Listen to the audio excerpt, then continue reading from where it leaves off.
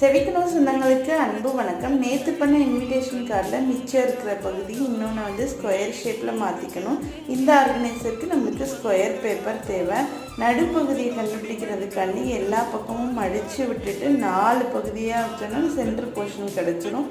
அதையும் திருப்பி ஒரு தடவை மடித்து விட்டோன்னா அந்த நடுப்பகுதியை மார்க் பண்ணி வச்சுக்கணும்.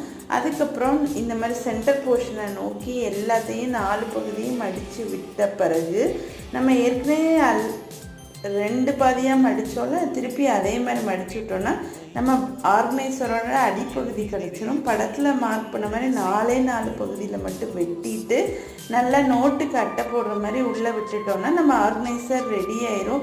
இது மாதிரி எங்கள் வீட்டில் ஒரு 2-3 வருஷம் முன்னாடி பண்ண ஆர்கனைசரை இன்னும் கிளியாது, ஒன்றும் பண்ணாது. க்ளூ தேவையில்லை. குட்டி குட்டி பொருட்கள் வைக்கிற இடத்த இப்படி ஆர்கனைஸ்டாக வச்சுக்கிறதுக்கு இது உதவும். தேங்க்யூ ஃபார் வாட்சிங் ஃப்ரெண்ட்ஸ்.